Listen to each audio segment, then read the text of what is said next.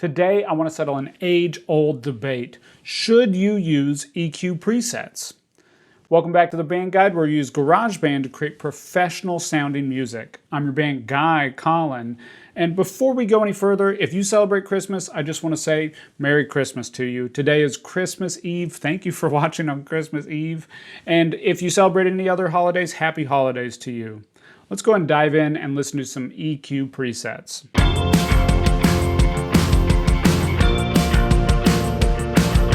Okay, so we're going to compare some things. We're going to compare some EQs that we've set on this channel, so I can link to those videos and you can go watch and see exactly how and why we've set these EQs the way that we did. And then we're going to compare them to some presets, some EQ presets that are meant for the same source. I want to make the case that EQ presets come from a place that makes sense, but ultimately there's no way that we can be guaranteed they're going to serve our song the right way or our sources the right way. So this first example here is from the acoustic we EQ'd in the very last video. I'll link to that above so you can go check that out. And we're going to look at that versus what we are doing with an EQ preset. So this acoustic guitar here, we did a little bit of a cut down here to minimize some of these frequencies that weren't really working, weren't helping the source.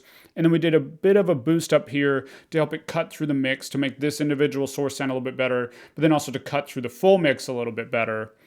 And then we just cut out, there was some low stuff here that was sounding a little bit weird. Now I'm just going to duplicate this, and then let's look at some EQ presets here. So we're going to pull up just an acoustic guitar bright. That sounds like a plugin I might throw on if I wanted a bright acoustic guitar. That's the point that this guitar has in this song. We want it bright and cutting through the mix. So what does this setting look like? Well, first of all, right off the bat, a lot of boosting. We're cutting a little bit around 200 hertz here. And we got a lot of boosts. Now, when you look back at our EQ, we have around 800 to 1,000. We have a cut because we found that that sounded really weird. Let's listen to that, just that frequency. Turn this EQ off. So we cut some of that. Now, on their EQ, they're boosting that quite a bit. We're getting a pretty big boost right there on that frequency. They're also boosting a little bit right here that's actually boosting a little bit around 500 where we'd also cut on our EQ. So they're boosting in a range that we found to sound pretty weird in our source. And then they just have some really high boosts here, a lot of decibels added in the upper range. So this is definitely going to add brightness. You're going to get that. They also cut down here in 200. Now, we didn't find anything wrong in 200. 200 was working. It added a little bit of warmth. So we left it as it was in our EQ, but they've cut that. And they've also done a high shelf here, or sorry, a high pass here that ends at about 100. But let's listen to what's happening right above at 100 hertz on our source. So I'm going to take this notch here. So that's pretty weird sounding to me. And we cut that out. We minimized that a little bit in ours.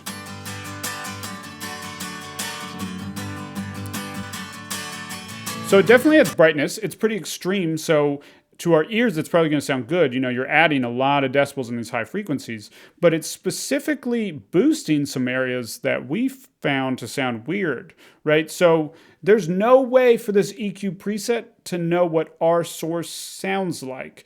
These are general things that will add brightness, but they don't know what acoustic guitar we had, what our room sounded like, what our mic placement sounded like. We might have had a super bright acoustic guitar that this is just going to make harsh and weird sounding.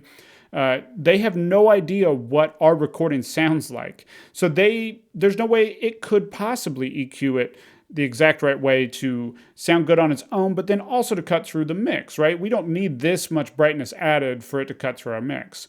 But you can see they're doing some similar things, but there's no way, you know, in our acoustic guitar that we want to boost these frequencies here. Let's just listen to these frequencies alone. You hear that like boxiness, tinniness? Cut that out. Sounds a lot cleaner, right? So same thing up here. Right here, we had some weird frequencies. And with a big boost right here, you're actually boosting those frequencies quite a bit. So you were missing the point with this EQ. So let's jump over to another example. Let's look at some vocals and see what we might get with a vocal EQ preset. Okay, so this is a vocal preset that we set. I'll link to it above here. And same kind of thing. We found some hertz interestingly very, very similar on this track around, it looks like on this one closer to 600 and then right around 900 hertz. So I think we actually recorded this with the exact same microphone and in the same room. So chances are it's a combination of our microphone and the placement in the room frequencies that it's picking up.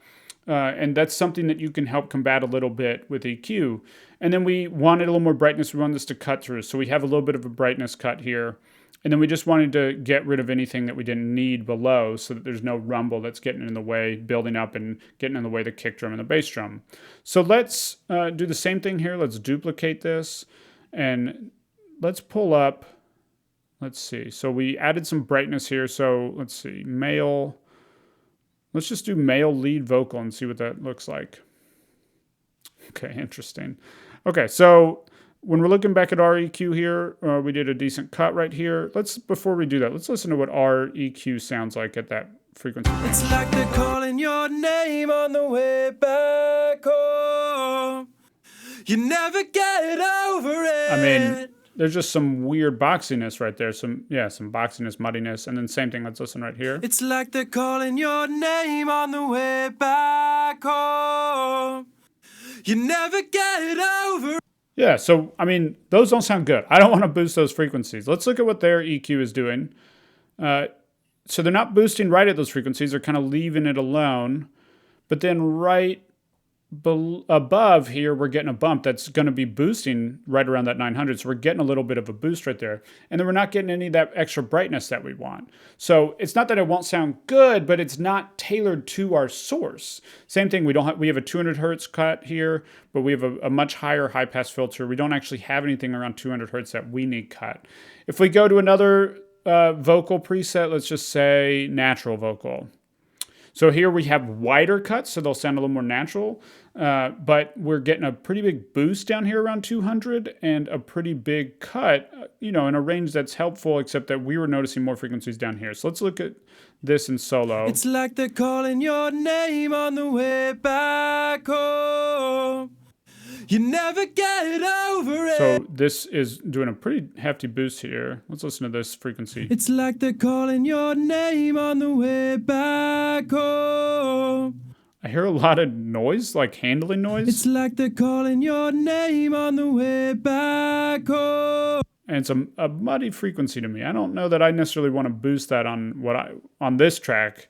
It's like I think if this was an acoustic singer-songwriter, or maybe if it was a vocal that really needed a little bit more of that warmth brought in. But, in this mix, in the context of this mix, let's take this out and put ours back on. It's like they're calling your name on the way back home. We're looking for it to sit on top. We don't need tone out of it because we got a lot of the tone coming from the guitars and the bass guitar, the kick drum, warmth coming from other areas. We have an acoustic guitar in this track that's really warm. So we don't necessarily need that warmth added from this preset, but we want it to sound natural. So I might grab this EQ preset. So EQ presets are a really powerful way to change what you're working on really, really quickly, but they're not tailored to your source. There's just no way that it knows what your voice sounds like, what the range of the song sounds like, what, the mic placement sounds like, any of those things. So it's just going to do some general things, and you can see there's some overlap in the things that we did on some of the presets, but it's not tailored. Now, there is a place for EQ presets. I think that EQ presets can be really, really powerful. Let's say you wanted to do kind of like a telephone effect on your vocals. You could go in here to EQ tools, and there's this phone filter notch. Let's listen to this in solo here. It's like they're calling your name on the way back home. I mean, that's cool, right? That sounds like a telephone. If you want to do a telephone effect, this is going to be super powerful. In just 2 seconds, you have a great sounding telephone effect on your vocals. You could tweak it a little bit if you want it to sound just right on your vocals or whatever. You could also do this. They have a cool megaphone. Let's see.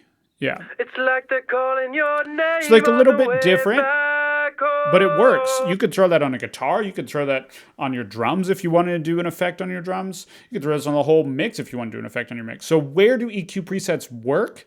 I say in effects. I wouldn't rely on them if I'm trying to make a source sound as good as possible, because there's just no way that it can know what the sound of your recording sounds like. That's not how they were designed. Now, if you want to get better with EQ, I've put together a course that it's not out yet, but is coming really, really soon, called EQ Expert. And the whole idea is that this course is going to walk you through everything you need to know, from the behind the scenes of EQ, what is going on with EQ and how we hear it, how we hear sound, to how to set an EQ, how to pull up an EQ, know exactly what you're hearing that tells you need that EQ, and then go after the frequencies that are getting in the way of your mix sounding as good as possible. Becoming an expert in EQ is the first thing you need to do to becoming a pro mix engineer. If you want to nail your mixes, if you want to get the best mixes possible, you have to be an EQ expert. So that's the reason I designed this course. I could not be more excited to share it with you. And if you want to be the first to hear about this course, as I said, it's not out yet, but I've put a link in the description below where you can get on the wait list, so you'll be the first to hear about this course when it comes out. And in the meantime, I'm going to send you a free EQ cheat sheet that just walks through the basics of EQ and how to use an EQ today so you can start getting better mixes right now. So go to the link in the description below, grab the free EQ cheat sheet, get on the wait list for EQ Expert. If this video is helpful for you, be sure to subscribe, and I'll see you next week with another video. 1,